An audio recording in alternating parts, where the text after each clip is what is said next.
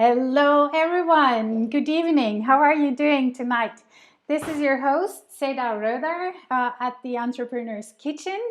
And tonight I have a musician I admire and an entrepreneur, a very creative spirit, and just simply also a fun guy, Aleksey Igudesman, with me. Let's welcome him. Hello, Aleksey. How are you? Hey, How- great to be here with you.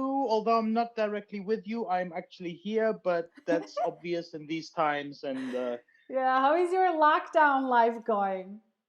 well, it's quite nice. It's actually completely crazy in many ways. I'm just as busy as before.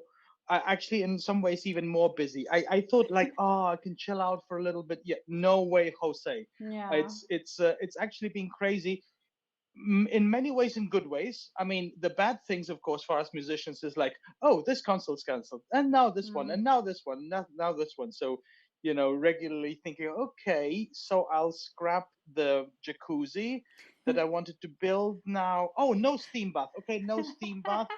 Holiday house in Spain, forget that.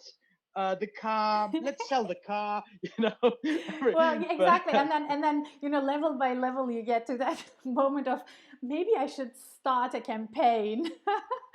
yeah, right. Well, Wait, food. Who needs food? It's great to be on a diet. No, yeah, I'm half kidding. Of yeah, I course, know. it's very, very hard for all the musicians. On the other hand, there are Mm. actually amazing opportunities starting very soon, which we can actually talk about here. And some of these Exactly. So, opportunities, we can yeah. finally actually start harnessing the possibilities of the internet and the digital technologies. And musicians, not yourself, obviously, but a lot of musicians, especially classically trained, they still have, this very reluctant attitude towards entrepreneurship and using the possibilities, opportunities of the digital world. So maybe that's a wake up call too, because we also have to reinvent ourselves. But what you were saying in the beginning about, we make our lives actually more difficult, harder than it necessarily must be, Oh my because God, we start inventing things. I don't know it's we crazy. have to also invent some food. So what are you going to be doing tonight? Oh, food wise, well, when you asked me, I thought I'll just do it as spontaneously as I always love to cook. Actually, I That's good. think, first of all, talking about food and cooking and everything, it's one of the most wonderful things one can do Yeah. as a human being. Actually, it's one of the most creative, truly creative things one can do, because it's a beautiful combination of things that are restricted, because obviously it has to be things that one can eat, otherwise one dies. So there is that certain restrictions and certain things that probably don't go together that well, even though these days, of course, anything can go together. But maybe chocolate with herring is You. not the best combination. That's right. I don't know, but God knows. I mean, even that rule can be broken. Anyhow, so I find it incredibly relaxing, incredibly creative. So whenever I can, I cook, and I cook myself. I That's why in some ways this time is luxury.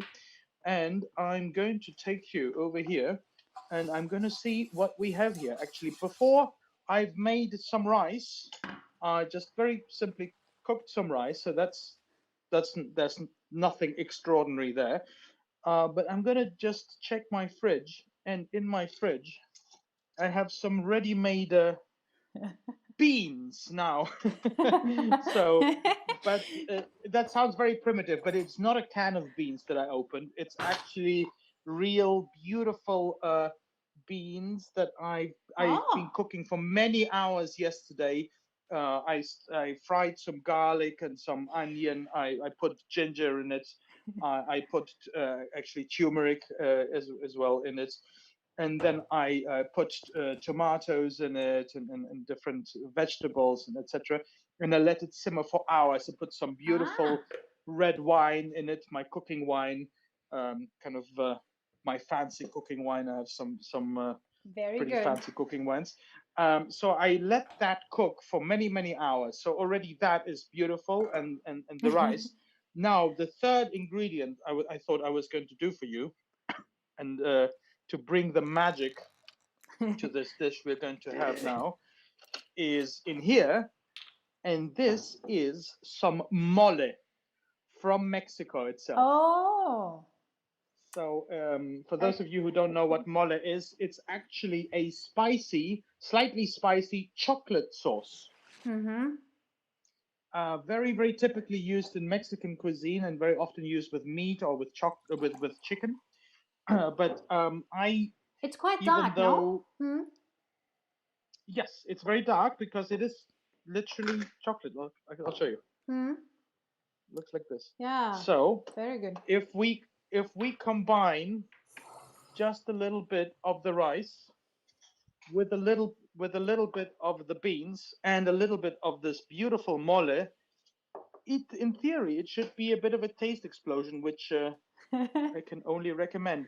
And the nice thing about this dish, like I said, very often it's done with meat, but most things you can also do without meat. Actually, I go pretty meatless most of the time. Okay, so that's Um, then kind of in contrast to what I will be doing. Although I am Turkish, my yeah. husband tells me that I'm sometimes more German than the most Germans. So I I don't know What are you whether doing? that's a compliment or not. We'll figure out. I mean, we've been married together for 20 years, so I think that's okay. um, so I'm going to be doing Bratkartoffel actually. So Oh, which also together goes with on, yeah, so what are you doing? with some speck. With speck. Now Yes. that is so damn German. I And I know, can isn't it? Yeah, yeah. That's my can I I give mean, you that's my favorite version though. really, can I give you a terrible guilt trip and everybody? Oh no, no.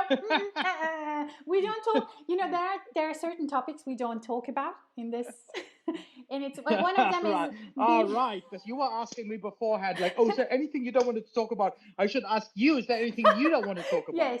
So So, okay, let's switch to our sex lives. exactly. Let's Let's switch to not our make a sex bad lives. conscience about food. Let's talk about sex, baby. Let's talk about you and me. Exactly. That's, You know, you know. anything goes, but we just don't go to taboo topics. Whatever. So, but let's really start talking about you and your career and your passion. So, I mean, you're one of the most multifaceted people I've known in my life. So you wrote a book. You have an incredibly funny duo with Joe, and you guys tour around the world. Then you work with artists like Hans Zimmer, make music with them.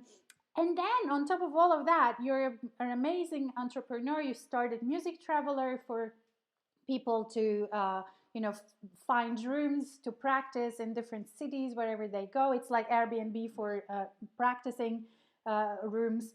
And then now you're also launching a new campaign to help musicians who've been affected through this whole shutdown corona thing. So let's kind of start level by level and talk about all of those things at Yes, and in unfold 5 gradually. minutes. Yeah, no problem. That's all it takes. That's my entire life. It took you like 3 minutes to describe it, so let me just sum it up in 2 minutes. Excellent. um, yes, I do all that and more. Um, and it's being super multiple faceted and creative is the most beautiful thing in life. It's also the most infuriating thing. It's sometimes I drive myself crazy with all my creative ideas and so many different projects. At other times, I feel incredibly blessed, and I wouldn't want it any other way. Basically, I think I'm like any human being, really, because we all, as a human, we go through all those different paths and all those different things. But yeah, anyway, I mean, my path started as a musician. I was born into a musician's family. And at a young, I was born actually in St. Petersburg in Leningrad at a very young age. You were born at a very So young age. yeah, I was. How come? Seriously. No, I was just very young back then, and basically soon after I was born, my parents asked me if I wanted to play the violin. Since I couldn't speak yet, they interpreted my silence with a yes, and I was locked into a cellar for the first 6 years of my life. Oh, that's very. Um, Okay. it's a bit bleak, but hell, I learned how to play the violin. So Yeah, like no one else. um, yeah. You do it quite Uh, well. anyway, but I did enjoy playing it. After some years' time later, we managed to get, with some Jewish roots back then, you could get out of the Soviet Union. We went via Vienna to Germany. I went to school in England. Blah blah blah, blah blah blah. Then I fell in love already with my second part of something that's incredibly important for me is music. Composition is also. Mm. I started writing music, which I have done my entire life since, and I've published many books on Universal Edition. A lot of stuff for kids. A lot of kids are playing my music, which is beautiful. Mm. Since I don't have kids myself, basically that's I often look on YouTube and see these little kids And you're like, torturing their thank God. parents and yeah, murdering my music, chopping it up, and I say, "Oh, look so sweet! They are making me money. Thank you." Well, Usually people pay for their kids. Is the other one that my kids pay me? So I think that's the better. Think it through, guys. Think it through. That's you, the way to do it. actually that's quite clever. I have to talk to my husband about this. Yeah, exactly. At the same time, I started. I was very inspired. I started already writing poetry and writing back then. Bless you, by the So way. already. Oh, cheers. Cheers. um, cheers. I'm gonna try my special rice that I prepared. Mm, very good. Excellent. Excellent. Um, anyway, so I started to write, and already back then I started to try to reinvent certain things. I loved music, and of course, I came from classical music, but I always endeavored into different styles of music. I didn't see why we had to stick to one Mm. direction.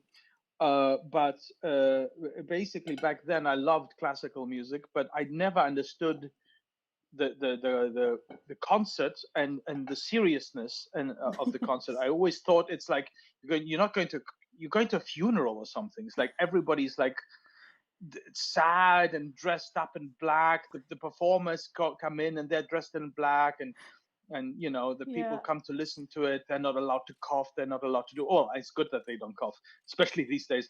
But Yeah. Well. right. But anyway, it seemed so somber, and I thought, why? Because the music is actually joyful, and people have forgotten it. So that's Mm. why, with my musical partner Hyunki Ju, we started some years later as Igudesman and Ju to turn the classical music world upside down and do different shows, and reform classical music in some way for our own. Anyway, we started doing concerts in the way how we would like to see concerts, Mm. with humor, with theatricality, with passion for music. And I realized, well, turning things upside down, it's pretty difficult, pretty hard, a lot of work, but it's very satisfying because also you can truly do what you yourself envision and want to do. So I've done that pretty much all the time. I had a string trio for many years with whom I then played a lot of my own compositions. They're called Triology, and I met Mm. Hans Zimmer. We worked on several movies. He invited me to work on several movies together, including Sherlock Holmes, which I played loads of the violin stuff on and wrote extra music. And Hans has become a great friend since then, and also actually one of the investors in Music Traveler and the startups that I have. So it's Yeah. You all also tour interlinked. with John Malkovich. I think I'm. Yeah. I think I'm kind of jealous now. Actually, we just did a tour with John. We were joking. It's the tour that ended all tours. Basically, Ooh. we played in Vienna at the Concerthaus. We actually filmed that, so Mm-hmm. we are working right now on editing it. And the day after we played, or 1 or 2 days after Vienna closed concert halls, Then we played in Serbia the next day. The day after, They, Serbia closed. oops. Then we played after that, day after in Hungary. The day after, Hungary closed, and then went to Istanbul as the last destination. And the day before we played, Istanbul closed. But because we were partly funded, performance was funded by the cultural ministry, they let us play. We were like literally the only performance that was happening. Oh my God. Um, and then we really had trouble getting back to Vienna. We had to rebook our flights 3 times, pay extra flights, and God knows what. But we just wanted to get back in one piece. So we did that. But the show, it was a lot of fun to do. It's called The Music Critic. It's another project that I came up with, where I gathered some of the most horrible reviews and critics about some of the most beautiful pieces of music. And John Malkovich reads those horrible reviews, and we play this beautiful music. It's a beautiful dichotomy, which I love. And then in the end, I found a horrible critic about John Malkovich, Oh really? actually from a performance in Turkey, in Istanbul. And I set that to music. So, and we have John saying what a terrible actor he is, that he should go back and study theater once more. Don't let him pass the borders without an audition, and send him home with a Turkish delight. That was literally, I can And pass you on the That was a Turkish critic? that was it. Now wait for that. There was a Turkish guy who wrote this, yeah. And now we came with this piece to Istanbul, and we invited the Turkish critic who wrote that to the press conference. And He came. It oh was my so much fun. It was really great. He was a great sport, actually. We were all laughing about it. And actually, also, and a very important thing, life lesson in life, of course, that we're always going to be criticized. Even Beethoven, when the greatest people were criticized and ripped apart. yeah, But when somebody writes passionately how much they hate you, that means you've touched a nerve. And plus, absolutely. Yeah. everybody, everybody is going to have some negative things to say about this or that. So just get over it, get past it, and laugh about it. Totally. I think Take the worst thing that can happen is actually if people are just indifferent. Yeah, You exactly. know, I think Indifference is the worst. yeah, I think if you Yeah, can manage to kind of get people to love or hate you, then you don't have to do the fighting. They can do the fighting, yeah, which we call a absolutely. discourse, right? Yep, Which is exactly. which is something that's missing actually uh, in the art scene. I don't really see much of a fight going on. How do you? I mean, people are Yeah, like I mean, you can't be scandalous enough. There is nothing that can be a true scandal. Do you remember a last scandal? well, Maybe the I don't Catalan, know, scandal. the banana in Art Basel. Yeah, no, maybe perhaps that exactly, but I think there are many other scandals, kind of little trivial things that go on there, as if there's once or twice. There Hmm. is, a famous blogger called Norman Lebrecht, who always gets up everybody's pants, or I don't know if that's the right expression, but he pisses a lot of people off. But I think it's great that he's doing it. I think it's hilarious. Yeah. Is a he's is he opinionated? Yeah, absolutely he is. But that's partly what a blogger is about. I mean, they're not supposed to be like completely neutral, nor is a critic supposed to be completely neutral. It's an opinion. Hmm. As long as it doesn't hurt somebody physically or whatever, it doesn't endanger anyone. I mean, of course, some people are afraid, oh, it's going to hurt their career, but I don't Hmm. think it hurts people's careers. I mean, as long as No. you're talked about. I think what has hurt a lot, and hurts many people, is a lot of the stuff that's been happening with political correctness. I Oh think yeah. that is pretty. I think nobody's talking about it now. Hmm. Obviously, luckily, that's something. Hopefully, we can chuck that away. The political correctness thing. It's like it was killing comedy, Hmm. killing humor, and therefore killing good humor as well. Also, there are phrases that I really very dangerous. For Mm. example, racial stereotyping. This Mm. alone, this phrase is a very it's a, and cultural appropriation. I think these phrases are thrown around and used in a very dangerous way. I think people. I understand where it's coming from, and it may be coming from a good place that you want to make sure that people are not used or misused. Mm. But if you're saying you may not use somebody else's culture, that basically where does it stop? Because everybody is a mix of all these different cultures, and Mm. using each other's cultures and holding them up and mixing them around and throwing them up in the air and combining them. That's the beauty of humanity. Mm. When we've got to spread our genes, we've got to spread the cultures. If we stick to our culture and we do what we do, and we stick together and we sleep with each other, and then we all become Mongols, and we no, we seriously, it's just I you're think not that was supposed to do politically that. incorrect too, what you just Yeah, said. yeah. No, I mean, as in, I don't mean the beautiful nation of Mongolia, but actually like I someone know. with a certain Sorry. disease, Yeah. which can be through a hereditary thing. For example, when you mix the genes too close together. And Yeah. again, there's nothing wrong with being that, but why not mix up the genes? And therefore, it's so important to get away from saying, oh, it's this or that, and racial stereotypes. Well, we all stereotype racially all the time, and as long as the question is, what's the intent? It's like the humor. What's the intent behind it? You can't just say you can't make jokes about this or this or that. Mm. If you come from a good intent. Otherwise, basically these days, you could say, oh, Mel Brooks and Charlie Chaplin, well, they were Nazis because Mm. they made movies about Nazis. Because no, they were making fun of the Nazis. It's the opposite. But in this climate, this is the danger that one is going towards.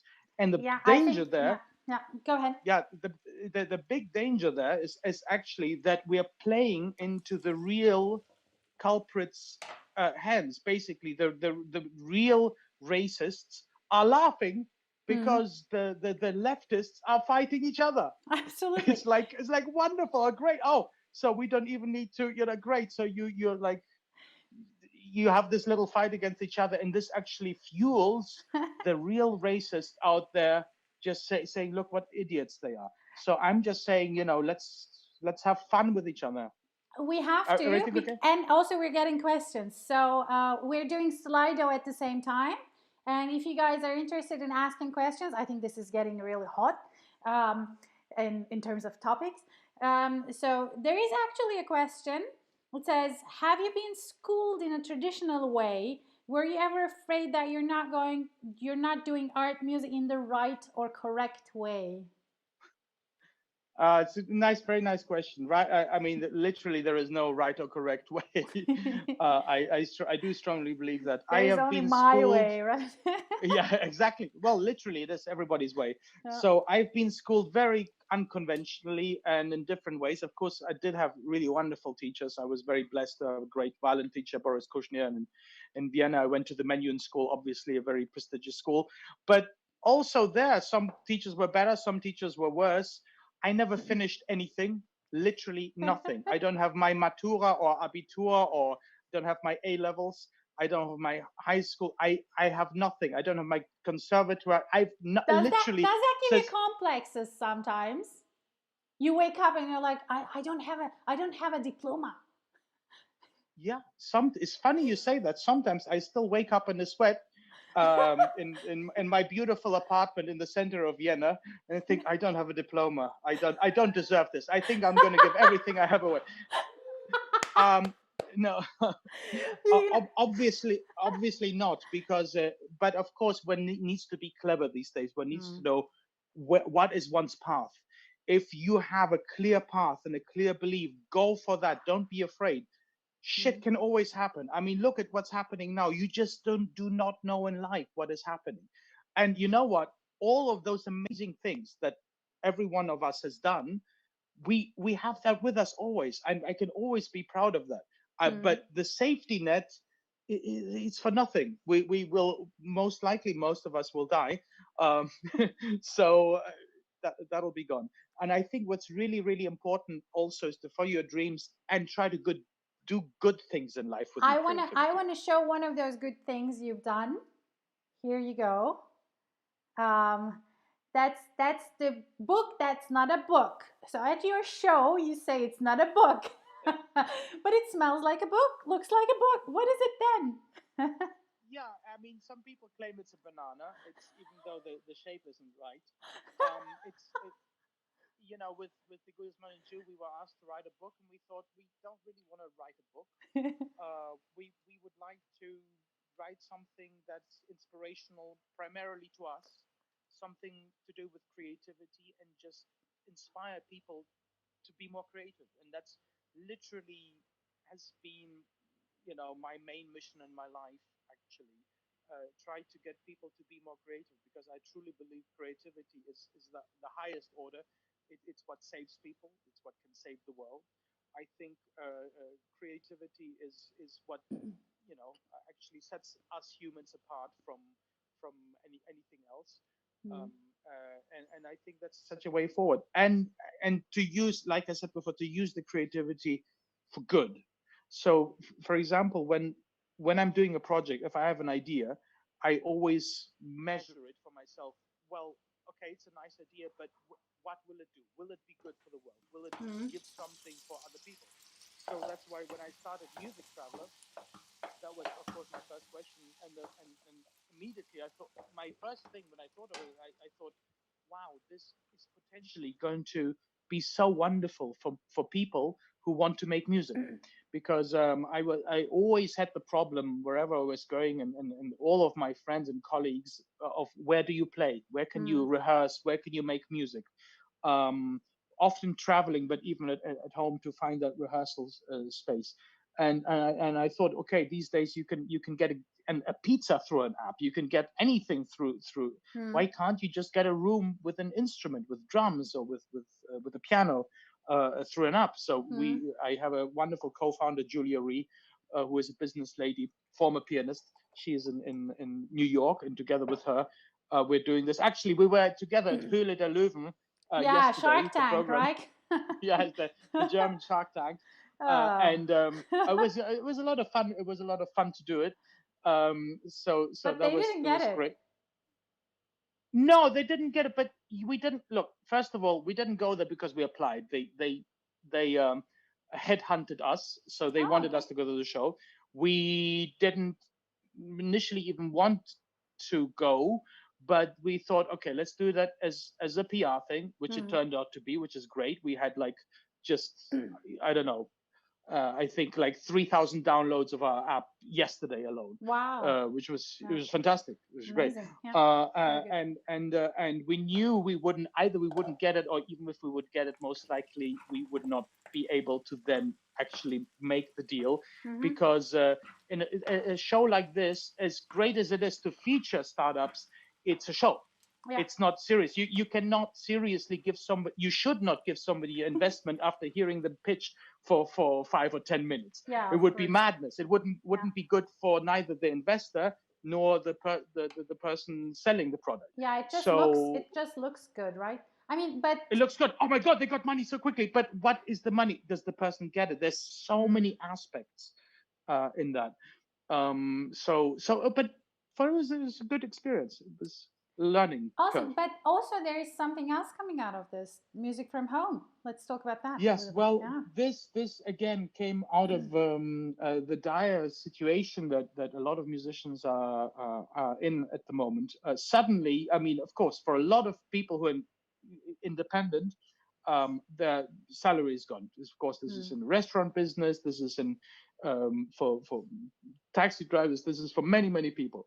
mm, But of course, everybody has to, when they want to help, one has to start in one's own backyard. There's no way to find a global solution if you cannot find the smaller solutions.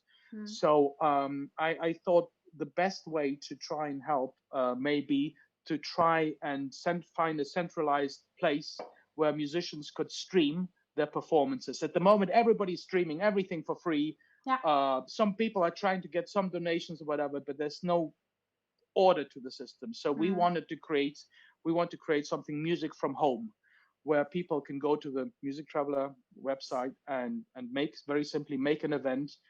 We help promote it, we share it, and there's a very simple ticketing system to sell performances from home. And people should, that people are used to paying for music when they go out to the hall. When a performer gets a performance ready for home, when they play for you, when they give their passion, their love for you, I think it's more than fair if you just give them something. Ticket Yeah. prices don't have to be exorbitant, and I think we want to try to change this mentality a little bit, and we're going to be building this, and we started a campaign for it on Mm. Startnext/Music Traveler, and I'm very, very happy as well that the Carrion Institute is supporting us in this as well. So we're going to try to get this built as quickly as possible so people can stream and have a little bit of revenue from that as well. That's really awesome. But how do you, I mean, which just brings me to another discussion actually that's slightly related, actually related to this. Um, how do you make people pay for music in a world where actually people think it's just, as if It's a it's, commodity. yeah, it's worth Uh, nothing? Look, it basically, in the end, people, I believe that people pay for an idea. People pay for a label. People Hmm. pay for a personality. It's always personal. Why does somebody pay for a lot of, for example, why does somebody pay for Chanel sunglasses when Hmm. pretty much I can guarantee you they're exactly the same sunglasses as the no label one, just with the label? Because they believe in that label, because that's the cool thing. I want to have that. And, well, I'm being ripped off, but it doesn't matter.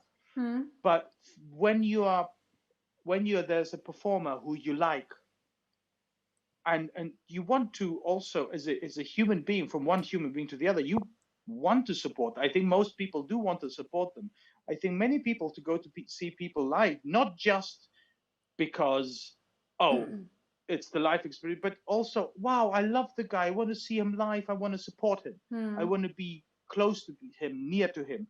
And I think that's really the same principle. I think, when markets it, I think if you have artists, they're going to be reaching out to their own circles and their families and their fans and their friends. And of course, from that, things can also grow, just as they do with a live performance. So I think, yeah, people are used to not paying for things, but people are also used to paying way too much for things. So Yeah. so it's both, really. So, And also, in the world, there's plenty of free concerts. I People mean, still you're go to concerts and extremely pay good money. at, storytelling. So, what, in your opinion, is missing in the musical world? Well, I think in the music world, definitely, of course, I've always thought that we can have a lot more humor. I think people, doesn't matter what type of music they come from, they take themselves way too seriously, Hmm. and it's beautiful. Actually, humor is a very serious thing too. But I think the music generally across the border would benefit from humor. I think it just lightens things up, and it actually makes you listen better. Hmm. Then at the same time, I think in the classical music world, I think we should just reform the whole concept of a concert from the start. Let's just rip it apart and put it back together however we like it, because there is no reason to have a program of 3 Beethoven symphonies, even if it is in the Beethoven year. There are so many amazing works and pieces that we can do. We can mix and match. You can do Hmm. one movement and then something else. At the time of Beethoven himself, it didn't used to be like that. I mean, Franz Clement, the soloist who premiered the Beethoven Violin Concerto, between the movements, he literally did tricks like he turned his violin and he played it upside down.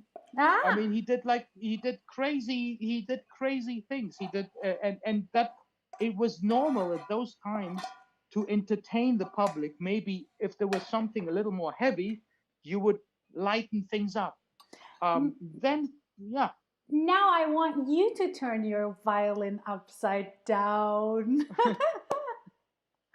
And Well, well, I mean, you can play it just the right way around too. right. I do happen to have an old piece of violin here, very kindly loaned to me by the Erste Bank, the most beautiful bank in the world. Uh, just a little advertising here. Well, one's got to be thankful, right? Yeah, Um, absolutely. it's What is it's that violin? it's old. It's from 1717, but Hey, I had it cleaned recently, so it it's not it looks better. moldy It used to and be gross. completely black from all the dirt and Yeah, Alexei, it's a you have well to I play something. yeah I I could, the funny thing is one can always play stuff one knows, but I thought since this is kind of like a little bit, it's all a little bit um new and different and unpolished. I thought I may as well embarrass myself and try to practice a little bit. I'm so recently I've been working on a lot of Beethoven. Surprisingly enough, ooh, I wonder why. It's By the he's a way, my blood kartoffel. Mm, good. oh nice, Mm, yummy, yeah, very good. good. Mm. Basically Beethoven's turned 250. He's still looking good, sounding good at least. Looking maybe not so much, but and there's a lot of celebrations in the world actually, and now of course a lot of them have stopped because of the corona thing, Mm. but it will resume and etc. And we did actually beginning of the year with the Igudesman in Jew, we had a with the Oslo Philharmonic, we had an Auftragswerk, so we had a commission to do a whole program and turn it into Beethoven upside down in his grave, and um, and we did a lot of interesting things. For example, I wrote variations on the Ninth Symphony on the Ode to Joy. I wrote 9 variations on the Ninth Symphony from different styles of the world. So I let that theme travel through the world to in order to embrace everybody musically. These days, I think that's the only embrace we can have anyway. So, and then also one of the things I did is I reinvented Beethoven's Fifth Symphony because Oh, because it well, wasn't good enough, right? no, it was very good. It's actually it's But it can be look better. basically it's let's be honest, it's a perfect work. It's perfect. It's so great. You really cannot improve it, Hmm. but I did. Um, and basically, the problem with it it's the Fifth Symphony, but it's actually in 4. Well, actually, it's in 2. But anyway, so I thought it should be in 5, right? Yeah, well, So yeah. it's so I wrote this big thing for symphony orchestra where I turned the whole piece in 5/4, but and it was really quite hard to play with orchestra, but worked great in the end. Then I did a version for 2 violins. Um, Actually, I did a version for piano quintet, then string quintet, then for 2 violins, and the latest version I did is for 1 violin. Oh my So god, the whole Fifth Symphony in one the whole violin. Fifth Symphony. I'm not going to play the whole thing because Yeah. I've just started practicing it, and it's fucking hard. Okay, so so it starts. I think you may recognize how it goes at the beginning.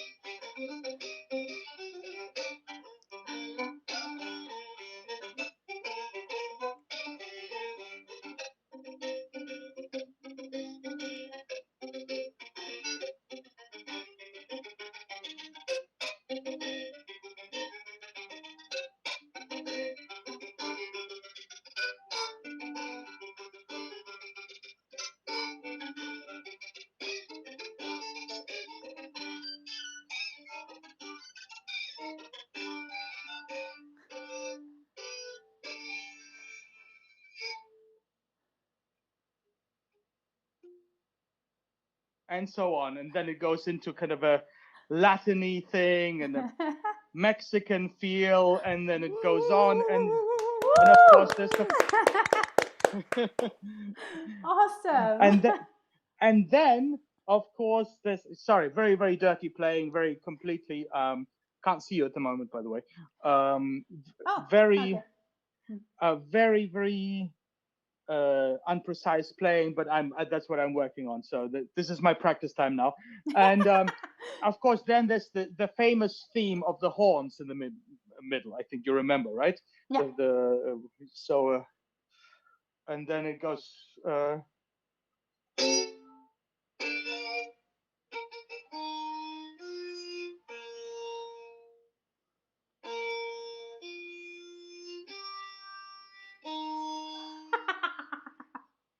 So I've turned that into Big Ben.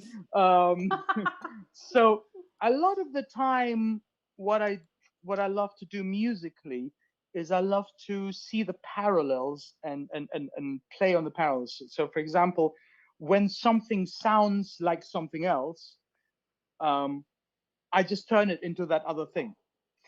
And with Beethoven, it's actually really fascinating because I think what many people don't realize is that Beethoven was one of the biggest innovators and musical entrepreneurs in many ways. He was, for example, he was really maybe the first, definitely one of the first people who became independent of being hired by one person. Yeah. Basically, he was, if not the first, definitely one of the first composers who said, okay, I'm not going to be working for Lord so and so or King this and that.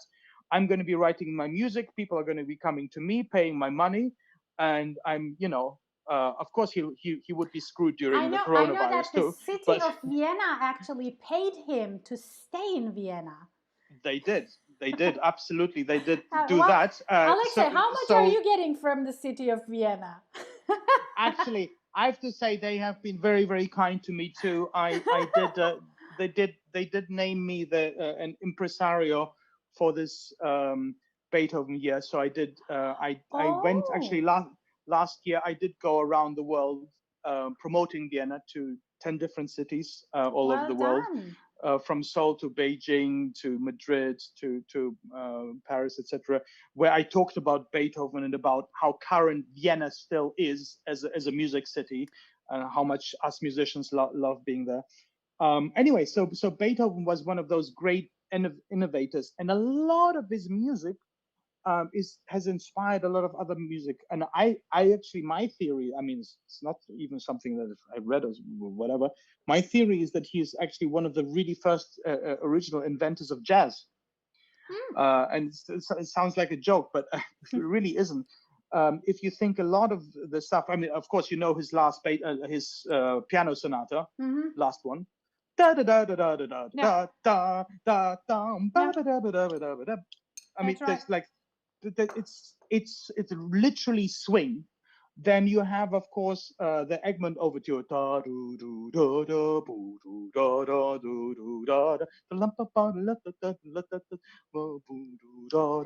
walking bass. Yeah. And there you go. I mean, it's not like, oh, it's funny, maybe he stole that of the jazz people. No. I mean, literally, you can see those roots there. We have one last question before we finish to answer. And it says, do you think that, I mean, that's my addition. Do you think that Beethoven would have enjoyed universal basic income? So, what do you think about universal basic income for musicians? Look, like, okay, I'm switching off my phone. This is quite a big topic. So we start now with 3 ingredients. Universal basic income. Look, this is a really, really big topic, and this would be wonderful. I think the concept of it is wonderful, but I think before we even go there, I think now is the moment through this coronavirus disaster. Yes, of course, people are dying and it's a tragedy, but it is an incredible moment for the world to rethink things and to ask ourselves those questions. That's why I don't even want to answer that question, because then answer this one. Talk about that. Let's forget about that one. Let's answer this one. This is even better. Would you be happy if more people would be creative as you are? Wouldn't it make your life harder too? Absolutely not. Honey, that's not how it works. Cre- Creativity feeds off each other. Yeah. The more there is around, the more you have. The more creative people around you are doing great things, the more you are inspired yourself. It doesn't work like, oh, I'm so glad I'm the creative one and keep everybody else away. Mm. Literally through my book, through our book, Save the World, Rette die Welt. Basically, we want to encourage people to be more creative in everyday life, because also a very important point that people think creativity is just for the creatives, and that's so wrong. Mm. Creativity, like music, is for everyone, and it starts in your own brain, and it starts with your own day. The moment you wake up and you decide what you do and how you do it. Yeah. Creativity is also an outlook on life. Actually, it's like every decision, you know, I may be doing the same thing every day, but by the fact that you're trying to improve them every day and think of how can I make it better, how can it, it just Mm. becomes more and more joyful. You can literally do the same thing over and over again if you employ creativity, and it can give you not less and less pleasure as it does for many people, but more and more pleasure. So I think that's a pretty good pre final thought, right? Well, actually, I think that's a pretty good final thought. Okay, great. I want to thank you for joining me tonight. I think this is one of the most delightful conversations we had here. Tomorrow we will have Thank you. another one of those delightful conversations. It's going to be a little bit more serious, probably, because we will have Tova von Bismarck here. She is the person who is leading the foundations for the UBS Bank, so the other great bank. Right, right, right. But I want to thank you, Aleksey, for joining me, for your food, for your music, for your thoughts. And I'm really, really wishing that a lot of people will join in your campaign for the Thank you. musicians. Buy your book, read your book, Yes. give Thank their you. Thank you. kids your music to kill, and and so we will all be more creative, even if it's more painful sometimes, even if it means more work. But it also means more fun. Absolutely, and that's what it is all about. Yeah. So if anybody has a moment to look at the campaign from on Start Next, of Music Traveler, about music from home, this is something very, as you said rightly, it's very dear to my hand, very dear to my heart, and we need to support the musicians now, and we need to find a way to monetize their performances. Mhm. So. But thank you for doing what you're doing, because also you are spreading creativity, and that is, I think that is the highest order. I think you're top up there on my list with doctors at the moment. So Thank you. Well, thank you. Have a good night, guys. Tune in for tomorrow, Tova von Bismarck, and we say bye, Aleksey Igudesman and Seda Röder from the Entrepreneur's Kitchen. Good night. night.